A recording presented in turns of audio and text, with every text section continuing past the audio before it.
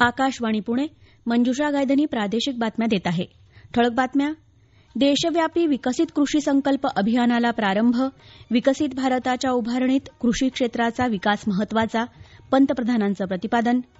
राज्यात 4,500 गावांमध्ये विकसित कृषी संकल्प अभियान राबवणार. राष्ट्रीय संरक्षण प्रबोधिनीच्या 148व्या तुकडीचं आज दीक्षांत संचलन. महिलांच्या पहिल्या तुकडीचा समावेश. आषाढी वारीसाठी वारकऱ्यांना विम्याचा लाभ मिळणार. उपमुख्यमंत्री एकनाथ शिंदे. आणि आशियाई अॅथलेटिक्स स्पर्धेत भारताच्या अविनाश साबळेला सुवर्णपदक.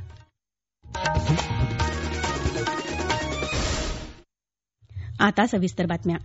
देशाच्या कृषी क्षेत्राचा विकास हे विकसित भारताच्या उभारणीतील एक महत्वाचं पाऊल ठरेल असं प्रतिपादन पंतप्रधान नरेंद्र मोदी यांनी केलं आहे.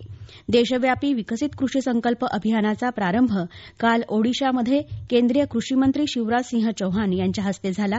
त्यानिमित्तानं पंतप्रधानांनी समाजमाध्यमावर व्हिडिओ संदेश प्रसारित केला. शेतकऱ्यांच्या उत्पादनांना योग्य भाव मिळावा, कृषी अर्थव्यवस्था मजबूत व्हावी यासाठी केंद्र सरकार अनेक उपाययोजना करत आहे असं सांगून पंतप्रधान म्हणाले, हमारे किसानों ने रिकॉर्ड उत्पादन करके अन्न के भंडार भरे हैं, लेकिन अब मार्केट भी बदल रहा है और ग्राहक की प्राथमिकता भी बदल गई है. ऐसे में हमारा ये विनम्र प्रयास है कि किसानों को भी और राज्यों की सरकारों को भी और उनके साथ मिलकर कृषि व्यवस्थाओं में बदलाव लाएं. भारत की कृषि और आधुनिक कैसे हो, इस पर किसानों के साथ बैठकर के विचार विमर्श हो. इसलिए इस अभियान के तहत हमारे वैज्ञानिकों की टीम लैब से लैंड एक बड़े महान अभियान के लेकर के आगे जा रही है. विकसित कृषी संकल्प अभियानाअंतर्गत देशातल्या 700 जिल्ह्यांमध्ये 2,000हून अधिक कृषी शास्त्रज्ञ शेतकऱ्यांशी संवाद साधणार आहेत. देशातील कृषी क्षेत्रासाठी हा ऐतिहासिक दिवस असल्याचं केंद्रीय कृषी मंत्री शिवराज सिंह चौहान यांनी काल विकसित कृषी संकल्प अभियानाचा प्रारंभ करताना ओडिशामध्ये पुरी जिल्ह्यातल्या साक्षी गोपलन इथं बोलताना सांगितलं. ते म्हणाले, तो ये खेत में जो किसान बैठा है, इसके पास वैज्ञानिक आएंगे, आपको सारी बात बताएंगे और उसके हिसाब से आप अपनी खेती में सुधार करो. और दूसरी चीज और आपको समस्या आती है तो आप वैज्ञानिकों को बताओ कि फलाना रोग लग जाता है, फसल बर्बाद हो जाती है, यहाँ प्राकृतिक आपदा आती रहती है, तो यहाँ कौन कौन सी फसलें ठीक हो सकती है, उसके बारे में भी आपको बताएं. तो ये वैज्ञानिक केवल यहाँ नहीं, उड़ीसा में भी और पूरे हिंदुस्तान में जाएंगे. 2170 टीमें. जय जवान जय किसान. अटल जी ने जोड़ा जय विज्ञान, तो मोदी जी ने कहा जय अनुसंधान. अनुसंधान मतलब प्रयोग जो हुए वो वैज्ञानिक लेके आए. और कृपया करके आप उससे सीखिए. आपको खेती कोई सिखा नहीं सकता, आप करते हैं, लेकिन नई चीजें जो उसमें जुड़ी उनको सीख के अपना उत्पादन और बढ़ाओ ना मेरे भाई. विकसित कृषी संकल्प अभियानाचं राज्यस्तरीय उद्घाटन मुख्यमंत्री देवेंद्र फडणवीस यांच्या हस्ते काल परभणीमध्ये झालं. याच अभियानाचा एक भाग म्हणून आयोजित केलेल्या संयुक्त कृषी संशोधन आणि विकास समितीच्या बैठकीचं उद्घाटन काल वसंतराव नाईक मराठवाडा कृषी विद्यापीठात मुख्यमंत्र्यांच्या उपस्थितीत झालं. यावेळी कृषी मंत्री माणिकराव कोकाटे यांच्यासह शास्त्रज्ञ, कृषी अधिकारी उपस्थित होते. सर्व मान्यवरांच्या हस्ते हिरवा झेंडा दाखवून जिल्ह्यातील गावांमध्ये चित्ररथ मार्गस्थ करण्यात आला. येत्या 12 जूनपर्यंत देशभरात हे अभियान राबवण्यात येणार आहे. राज्यात हे अभियान कृषी विभाग आणि 50 कृषी विज्ञान केंद्रांच्या माध्यमातून 4,500 गावांमध्ये राबवलं जाणार आहे. अमेरिकन कपाशीच्या 3 सरळ वाणांचं लोकार्पणही काल मुख्यमंत्र्यांच्या हस्ते झालं. या कार्यक्रमात बोलताना मुख्यमंत्री म्हणाले, शासनाच्या वेगवेगळ्या योजना ज्या आपण केलेल्या आहेत त्या योजनांच्या माध्यमातून आमच्या शेतकऱ्याला आम्ही या दुष्टचक्रातनं कसं बाहेर काढू शकू अशा प्रकारचा आपला प्रयत्न आहे. सातत्याने ज्या काही अडचणी आपल्याकडे येतात त्या अडचणींचा विचार करून आपण नवीन वाढ तयार करतो. जेव्हा पावसाची आवश्यकता होती त्यावेळी पाऊस न आल्यामुळे त्यामुळे वातावरणातल्या बदलाचा हा जो काही आपल्यावर परिणाम होतोय त्यामुळे असा ताण सहन करणारं वाण हे आपल्याला कसं देता येईल. प्रत्येक पिकावर नवनवीन रोग या ठिकाणी तयार होत आहेत. या रोगांचा रेझिस्टन्स करणारं वाण आपल्याला कसं तयार करता येईल अशा प्रकारचं संशोधन हे आपण सातत्याने करतो. गेल्या आर्थिक वर्षात महाराष्ट्रात 1,64,875 कोटी रुपयांची विक्रमी परकीय गुंतवणूक झाल्याची माहिती मुख्यमंत्री देवेंद्र फडणवीस यांनी दिली. ही गुंतवणूक देशाच्या एकूण गुंतवणुकीच्या 40% इतकी आहे. त्या आधीच्या आर्थिक वर्षाच्या तुलनेत ही गुंतवणूक 32% अधिक आहे असं मुख्यमंत्र्यांनी सांगितलं. गेल्या आर्थिक वर्षाच्या शेवटच्या तिमाहीत 25,441 कोटी इतकी परकीय गुंतवणूक आली. राज्याची ही घोडदौड अशीच सुरू राहील असा विश्वास व्यक्त करत मुख्यमंत्र्यांनी जनतेचं अभिनंदन केलं आहे. हे प्रादेशिक बातमीपत्र आपण आकाशवाणीच्या पुणे केंद्रावरून ऐकत आहात. राष्ट्रीय संरक्षण प्रबोधिनीच्या 148व्या तुकडीचं दीक्षांत संचलन आज होत आहे. मिझोरामचे राज्यपाल आणि माजी लष्कर प्रमुख व्ही के सिंग या संचलनाची पाहणी करणार आहेत. राष्ट्रीय संरक्षण प्रबोधिनीमध्ये प्रशिक्षण पूर्ण करून भारतीय सैन्य दलात दाखल होणाऱ्या पहिल्या महिला तुकडीचा संचलनातील सहभाग हे यंदाच्या संचलन सोहळ्याचं वैशिष्ट्य आहे. दरम्यान काल 148व्या तुकडीचा दीक्षांत सोहळा पार पडला. गोरखपूरच्या दीनदयाळ उपाध्याय विद्यापीठाच्या कुलगुरू डॉ पूनम टंडन या सोहळ्याला प्रमुख पाहुण्या म्हणून उपस्थित होत्या. राष्ट्रीय संरक्षण प्रबोधिनीमध्ये प्रशिक्षण पूर्ण करून भारतीय सैन्य दलात दाखल होणाऱ्या पहिल्या महिला तुकडीचा संपूर्ण देशाला अभिमान आहे.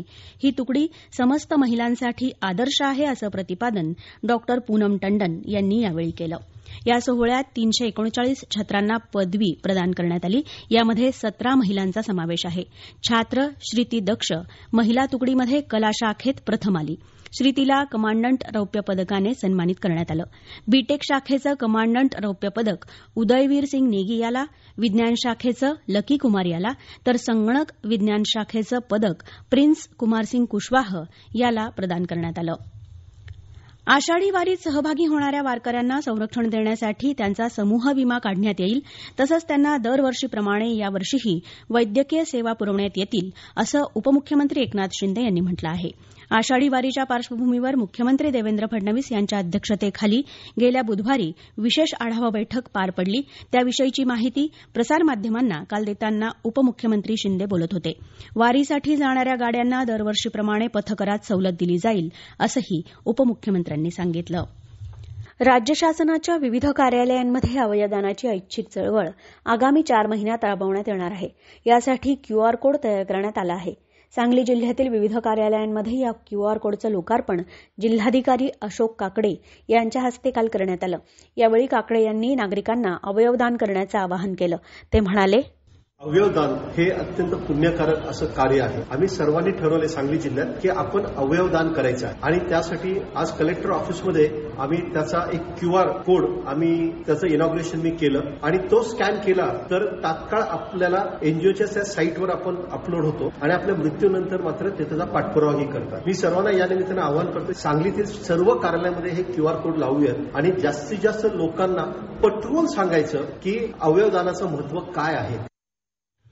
गडचिरोली जिल्ह्यातील 100 अंगणवाड्यांचं नंदघरमध्ये रूपांतर करण्यात येणार आहे. त्यात ई लर्निंगची सुविधा उपलब्ध असणार आहे. या केंद्रात सकाळच्या सत्रात बालकांना शिक्षण आणि पोषण आहार दिला जाईल, तर दुपारच्या सत्रात महिलांसाठी आरोग्य आणि उद्योजकतेबाबत जनजागृतीपर कार्यक्रम राबवले जाणार आहेत. मुख्यमंत्री देवेंद्र फडणवीस यांच्या संकल्पनेतून हा अभिनव उपक्रम गडचिरोलीमध्ये राबवण्यात येत आहे. दक्षिण कोरियात सुरू असलेल्या आशियाई अॅथलेटिक्स स्पर्धेत भारताच्या अविनाश साबळेनं काल 3 किलोमीटर अडथळ्यांच्या शर्यतीत सुवर्णपदक पटकावलं. अवघ्या 8 मिनिटं 20 सेकंद आणि 92 मिलीसेकंदात त्यानं ही शर्यत पूर्ण केली. यापूर्वी 2019 मध्ये दोहा इथं झालेल्या स्पर्धेत अविनाश साबळेनं रौप्य पदक पटकावलं होतं. आयपीएल क्रिकेट स्पर्धेत काल चंदीगडमध्ये झालेल्या पात्रता फेरीच्या पहिल्या सामन्यात रॉयल चॅलेंजर्स बेंगळुरू संघानं पंजाब किंग्जवर 8 गडी राखून विजय मिळवला आणि स्पर्धेची अंतिम फेरी गाठली.